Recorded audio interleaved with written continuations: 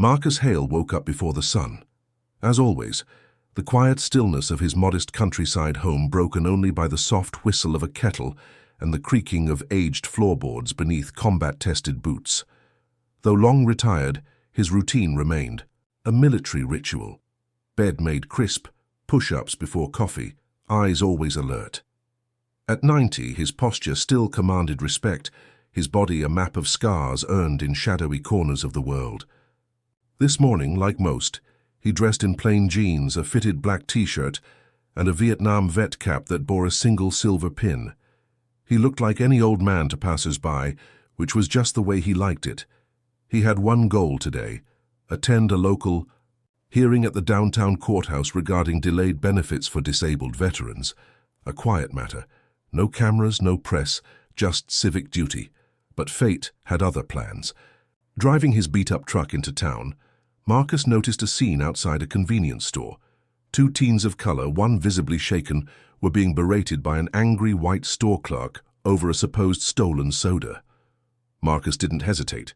He parked, approached calmly, and tried to de-escalate with the tact of a man who'd mediated life-or-death tensions in foreign lands. He gently urged the teen to step back and spoke firmly but respectfully to the clerk. Moments later, police sirens cut through the air and two young officers stormed the scene. They saw an old black man standing between two teens and a red-faced clerk. No questions asked.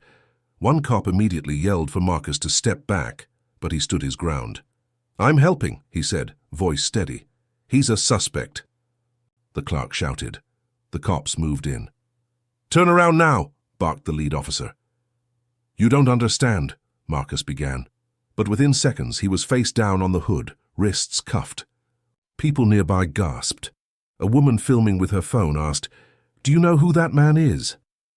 But her voice was lost in the shuffle. Marcus didn't resist. In the car ride to the courthouse holding area, he stared out the window with a look that said he'd seen worse, though this wound somehow cut deeper. Inside the courthouse, deputies processed him like any suspect. Mugshot, pat-down, no ID requested. One laughed. "You look like Morgan Freeman," to which Marcus didn't respond. In an interrogation room, he sat handcuffed to a metal chair, watching the clock. Elsewhere in the building, a young intern named Elise recognized him. She was the daughter of Sergeant Aaron Monroe, a man whose life Marcus had saved decades ago during an ambush in Kandahar. She'd seen Marcus once as a child, never forgot his face. The moment she heard someone had been cuffed and saw the officer's notes, elderly black male suspected of instigating altercation, she ran. She knew. With shaking hands, she dialed a number etched in her memory, a number her father once said to use only in a life-or-death emergency. "General Maddox," the voice answered. "Sir," Elise whispered, "it's about Commander Hale." Silence. "Where is he?" Maddox said, his voice a rising tide. "In custody, sir. Mistaken identity. They cuffed him." "Send me the location," he said. "I'm on my way."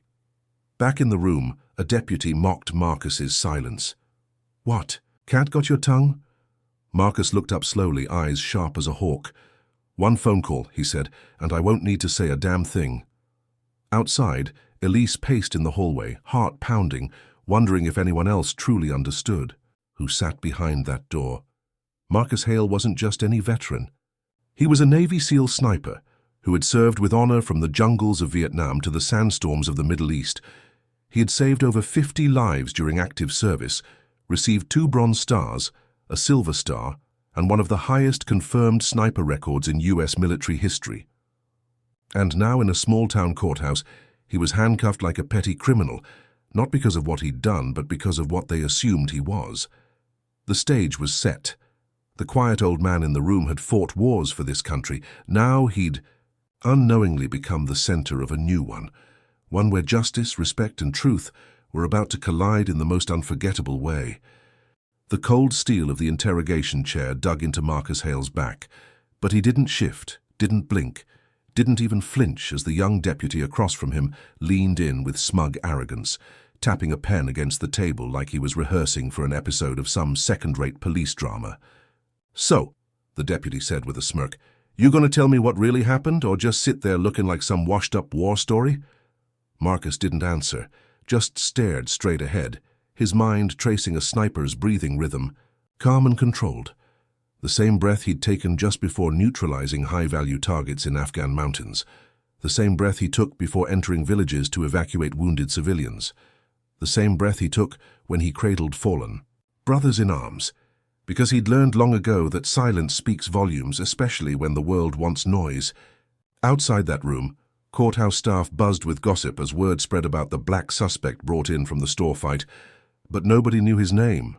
Nobody except one intern named Elise Monroe, who was frantically searching through military records she kept in her digital archive for a college thesis, her heart racing, lips trembling, because she was sure, absolutely sure, that the man they'd cuffed was Commander Marcus Hale, the man her father, Sergeant Aaron Monroe, once called the reason I came home to you. She burst into the deputy clerk's office without knocking and demanded to know the man's name in holding, only to be stonewalled. You a lawyer? They asked smugly. No, I'm the daughter of a soldier whose life that man saved, she snapped, then stormed out, fishing through her bag for the number her father made her memorize before he passed. General Raymond Maddox, U.S. Army, 4-star, retired but never out of reach. When he answered, his voice was tired but clear until she said Marcus Hale, and it changed into steel. Where? He asked. Courthouse in Fairridge, sir. She barely finished before he hung up.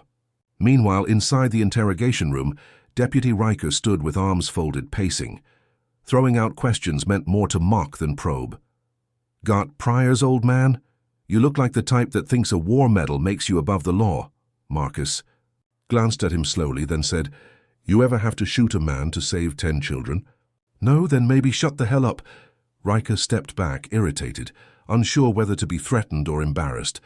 But before he could respond, the door cracked open and Sheriff Mallory peeked in, asking if everything was under control. Riker nodded, and Marcus was left alone again, the silence in the room heavier than the steel cuffs on his wrists. Elsewhere, Elise had sent General Maddox the full address and waited, pacing outside the courthouse, unable to breathe from the weight of what was unfolding, because she knew, unlike everyone inside, that Marcus Hale had not only served his country, he'd shaped it.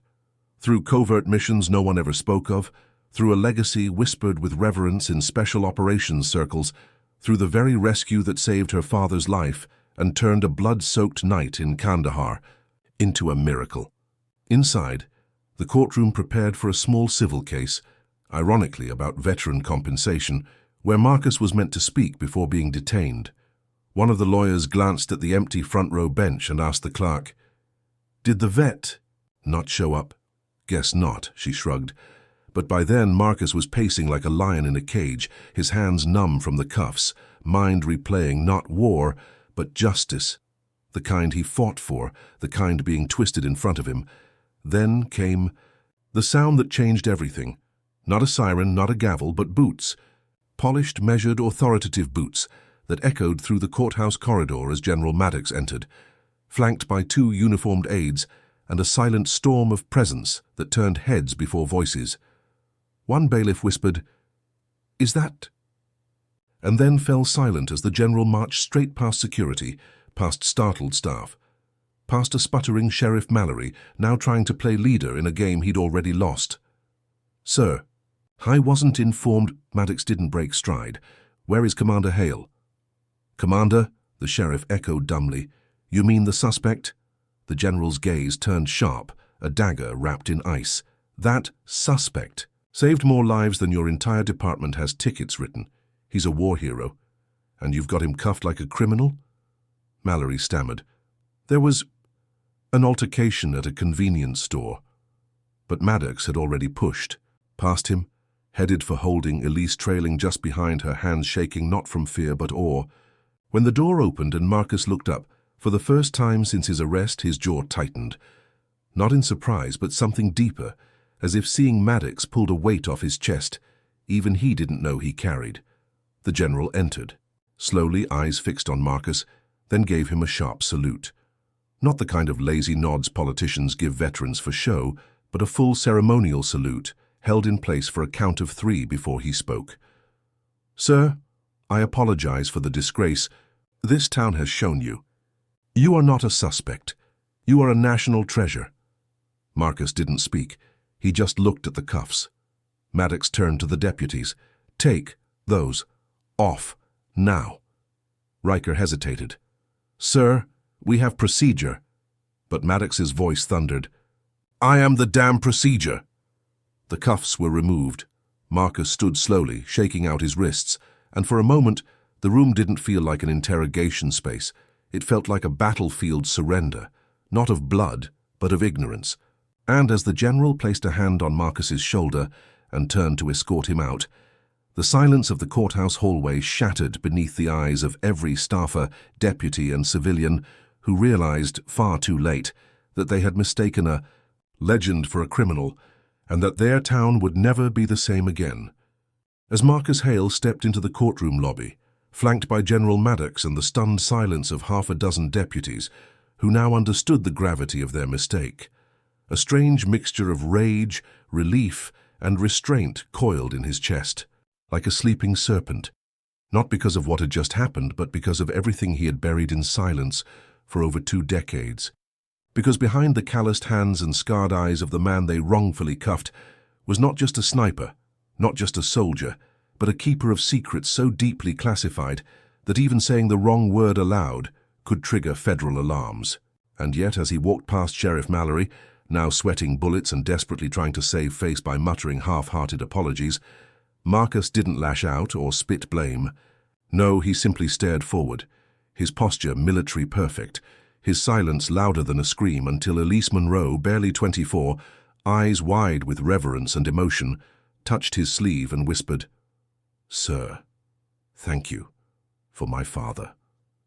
And that, more than anything, cracked the shell of cold composure on Marcus's face just for a moment, as his eyes locked with hers and a subtle nod passed between them like a secret handshake written in history. Upstairs, word had already spread through the courthouse like wildfire, judges peeking through chambers, staff pretending to refill coffee just to catch a glimpse of the man the general came for. And in one quiet room, a state prosecutor named Darrell Henson sat staring at the case file that had Marcus Hale's name printed across the top, the same file he had been told to handle quickly because it was just another veteran disturbance, only now realizing how monumentally wrong that assumption had been. He stood, pale and shaken, and made his way to the conference room where Maddox and Marcus had been given space, shutting the door behind him as the general turned, arms crossed, and Marcus sat quietly, rubbing his wrists where the cuffs had been, not because they hurt, but because the echo of their injustice still pulsed through his nerves like phantom pain. "Gentlemen," Henson began, voice faltering, "we clearly have a situation far beyond what we understood, and I want to make clear that we're—" But Maddox cut him off with the flat tone of a man who once coordinated drone strikes, while sipping coffee. "You want to make it right? Then shut up and listen." What followed was a controlled declassification, a verbal detonation of truths kept hidden from the public eye, as General Maddox laid bare the career of Commander Marcus Hale, a sniper who completed over 175 confirmed kills, many under direct threat to American intelligence assets, a ghost operative in operations never officially acknowledged, one of only 3 men to infiltrate the Khyber Black Route during Operation Stone Viper. The man responsible for a 6-man extraction from a CIA black site in 2009, which saved an entire town from reprisal killings. And perhaps most shockingly, the sniper credited with neutralizing Phantom Jackal, a terrorist figure believed to be responsible for over 4,000 civilian deaths across multiple continents. Though, of course, none of this ever made it to CNN because Marcus Hale was not built for cameras or medals. He was built for silence, shadows, sacrifice. Henson sat frozen, mouth slightly open until he stammered, But why didn't he say anything?" And Marcus finally spoke, voice gravel deep. "Because heroes don't introduce themselves in convenience store brawls, counselor. They just try to buy a damn sandwich in peace." And the weight of that sentence settled into the room like a stone coffin. Meanwhile, Elise stood outside with her phone buzzing non-stop. Her story, her Instagram post of the general arriving, had already gone viral, with veterans and military families pouring into the comments, tagging friends, crying, swearing, demanding justice, demanding accountability. The courthouse itself had become a hive of frantic PR scrambling, and in the mayor's office, phones rang off the hook as journalists caught wind of the handcuffed sniper scandal. But back in the room, Maddox wasn't done. He pulled the manila folder from his leather briefcase, marked classified, and laid it on the table before sliding it toward Henson. "You're going to dismiss these charges, issue a formal apology, and open a civil rights investigation into this courthouse's handling of minority veterans, or I'll have Pentagon lawyers in here faster than you can mispronounce Commander Hale." And Henson, realizing his career now balanced on a razor's edge, nodded quickly. But Marcus leaned forward, eyes locked on him, and said, "I don't want apologies, I want reform. I want veterans treated like more than walking time bombs. I want every deputy trained in PTSD recognition. I want Elise Monroe on the town's Veteran Affairs Board. And I want the footage of my arrest played at your next community relations meeting." It wasn't a request. It was a list of terms from a man who'd negotiated hostage situations in languages the average American couldn't even read, and Henson, like everyone else now, understood he was not in the presence of a criminal or a troublemaker, but a man whose silence had protected nations and whose voice could now dismantle hypocrisy with surgical precision. By sunset, the charges were dropped. The sheriff issued a groveling public statement, and the general left in a black SUV. But Marcus, now free, didn't leave the courthouse right away. Instead, he walked to the rear parking lot, lit a cigarette he hadn't touched in years, and stared out across the horizon with eyes that had seen too much, lost too many, and endured more than anyone in that building could ever guess. Elise joined him, hands in her coat pockets, and said softly, "What happens now?" Marcus exhaled smoke like a prayer and answered, "Now? Now I remind them who I am." The silence after justice is often louder than the crime itself, and as Marcus Hale drove out of the courthouse parking lot in his dust-colored truck that had seen more deserts than highways, his fingers traced the leather of the steering wheel. Not out of habit, but to stay grounded. Because though the world had just witnessed a military legend walk free, Marcus still carried the weight of memories stitched into his bones, some too vivid, others mercifully blurred by time, but all circling like vultures in the back of his mind. And as he passed the Welcome to River County sign with its faded paint and polite lie of hospitality, his vision flickered with ghosts from Kandahar, Fallujah, Tora Bora, names most civilians couldn't pronounce, but which lived permanently etched behind his eyelids. The road curved into the woods, and the truck followed instinctively, turning toward an old ranger station long abandoned, but now home to Marcus's quiet exile, a place where birdsong replaced gunfire, and where his service dog, Ranger, a black Belgian Malinois with a silver-tipped muzzle, waited at the porch with the patience only loyalty can teach.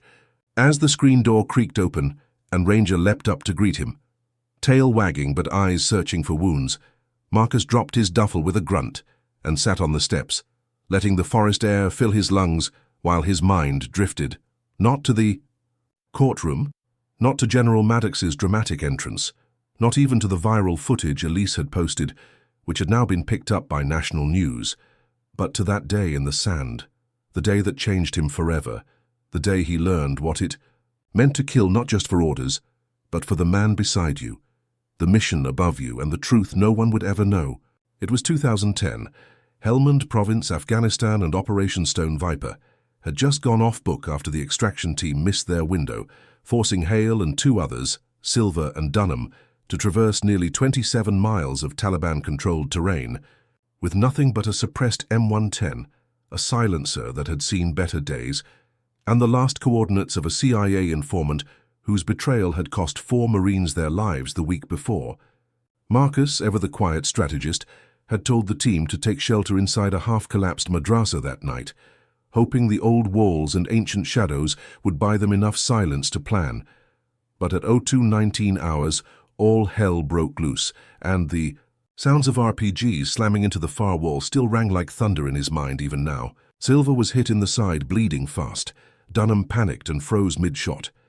And Marcus, calm, calculated, brutal, moved through that firefight like a shadow with vengeance stitched into his soul, dragging Silva behind cover, neutralizing 6 enemies with precise shots that would later be studied at Quantico as textbook sniper survival under zero visibility stress.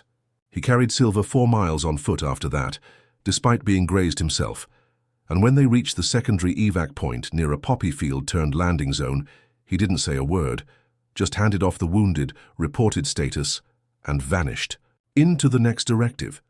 That mission, though successful, had come at a cost.